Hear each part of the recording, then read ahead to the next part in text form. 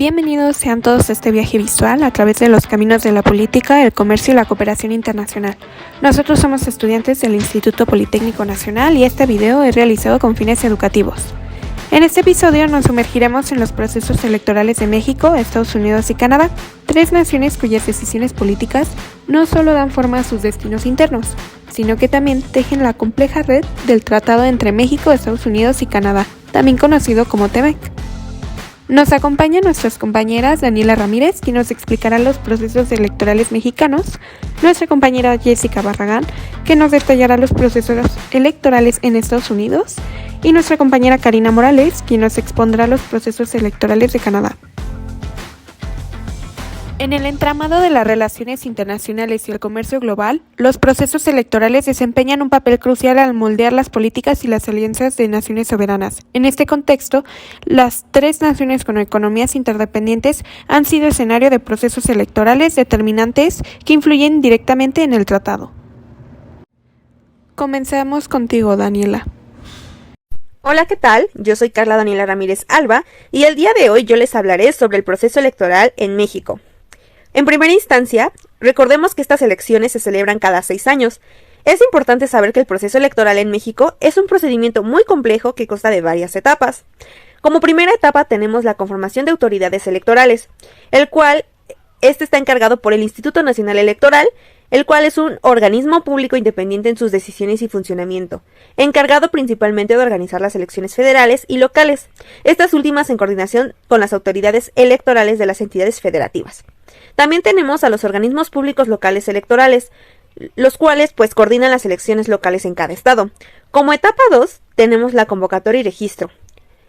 Y bueno, comienza con la convocatoria por parte de las autoridades electorales para que se registren los partidos políticos y ciudadanos interesados en postularse como candidatos. Para ello, los aspirantes deben cumplir con ciertos requisitos establecidos por la ley, como la presentación de documentos y el respaldo de un número determinado de firmas de apoyo. Después sigue la etapa 3, que son las campañas, las cuales durante este periodo los postulados promueven sus propuestas y buscan persuadir a los ciudadanos para que voten por ellos. Se realizan mitines, debates, se difunden mensajes en medios de comunicación y se llevan a cabo diversas actividades de promoción política. Como etapa 4 tenemos la jornada electoral, el cual es el día en que los ciudadanos acuden a las urnas para emitir su voto. En México, las elecciones federales suelen llevarse a cabo el primer domingo de julio de cada 6 años, mientras que las locales pueden variar dependiendo del estado. Durante dicha jornada, los votantes eligen a sus representantes como presidentes de la República, senadores, diputados, gobernadores, alcaldes, entre otros cargos.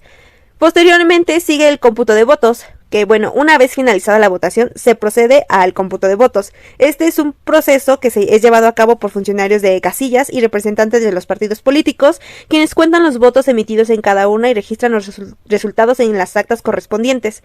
Como etapa 5 tenemos la declaración de resultados. Y las autoridades electorales realizan la declaración de resultados a través de su divulgación.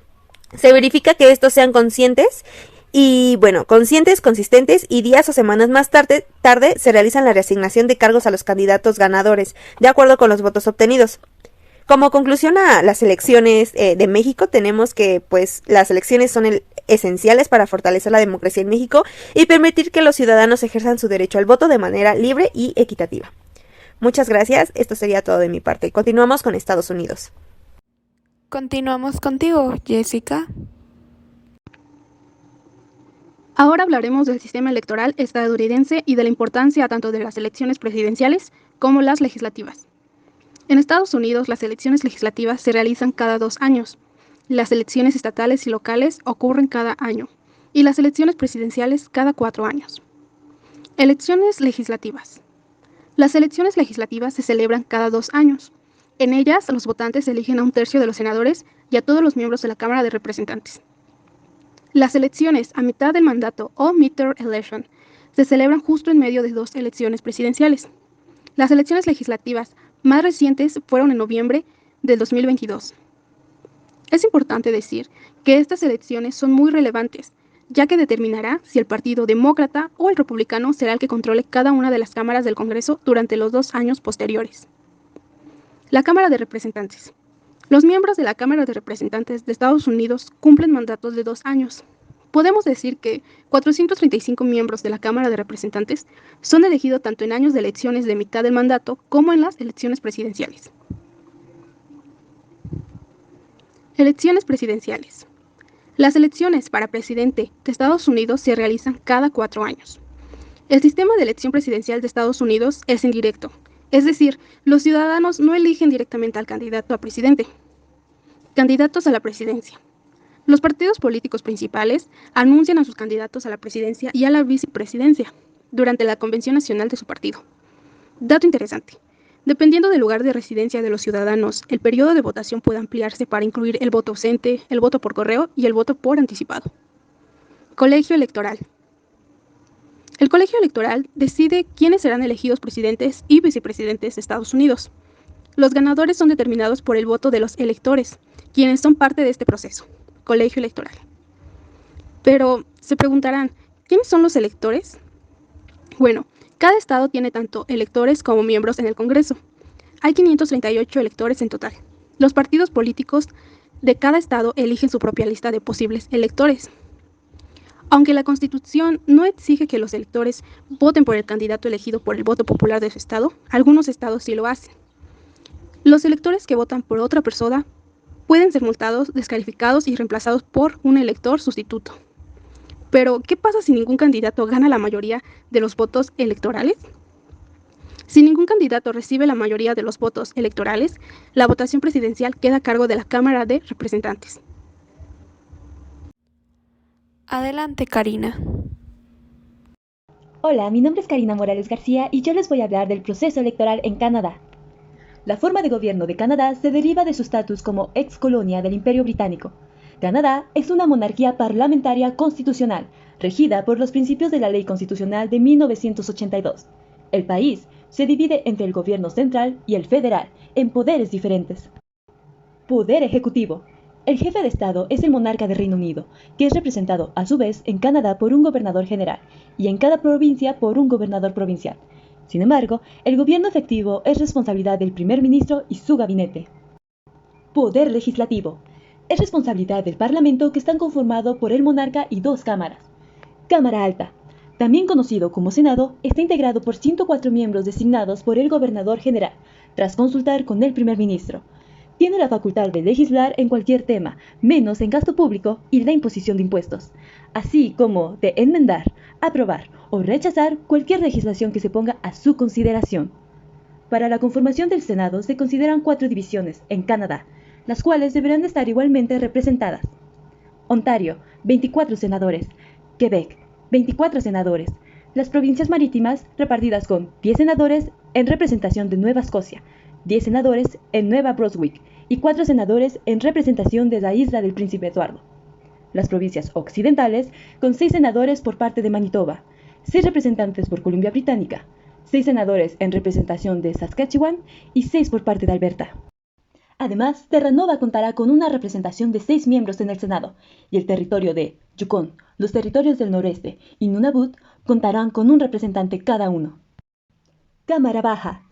También conocida como Cámara de los Comunes, cuenta con 308 miembros con mandatos limitados de 5 años, elegidos de forma democrática a nivel nacional, mediante el sistema electoral de pluralidad de un solo miembro, o también conocido como sistema de mayoría relativa, donde se vota por un miembro del Parlamento que represente a un distrito electoral en la Cámara de los Comunes. El partido que obtenga más asientos en la Cámara obtiene el gobierno, y el líder, que se puede escoger mediante votación de los mismos miembros del partido, se convierte en primer ministro de Canadá. El líder del partido que ha quedado en segundo lugar pasa a ser el líder de la oposición oficial. En Canadá, además de las votaciones nacionales, también existen otros 2 niveles de elecciones democráticas, municipal y provincial. Elecciones municipales. En estas se vota por un concejal, la cual es la persona que representará a un distrito electoral, y por un alcalde o presidente municipal.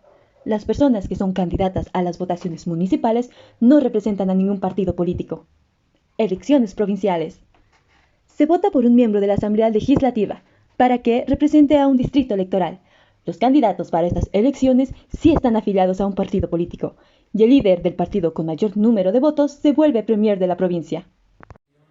Muchas gracias, Karina. Así concluye nuestro viaje a través de los hilos entrelazados de la política, el comercio y la cooperación transnacional en América del Norte.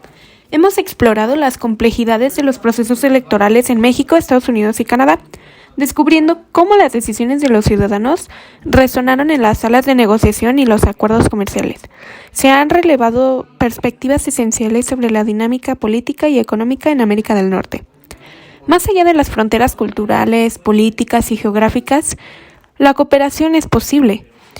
Estas tres naciones han tejido sus historias, sus desafíos y sus triunfos en una narrativa compartida, donde el TEMEC se erige como un capítulo esencial. Los procesos electorales de estos tres países actúan como determinantes cruciales de las políticas comerciales y la diplomacia económica. Los ciudadanos no solo eligen líderes, sino que influyen directamente en la dirección estratégica que tomarán las naciones en el ámbito del comercio internacional. En conclusión, el cruce entre los procesos electorales y el TEMEC revela una intrincada red de factores que dan forma al paisaje económico en América del Norte. La estabilidad y el éxito continuo de estas relaciones comerciales trilaterales dependerán en gran medida de la capacidad de los líderes para equilibrar los intereses nacionales con la necesidad de cooperación regional. Esto ha sido por hoy y nos vemos en la próxima. Gracias por escucharnos.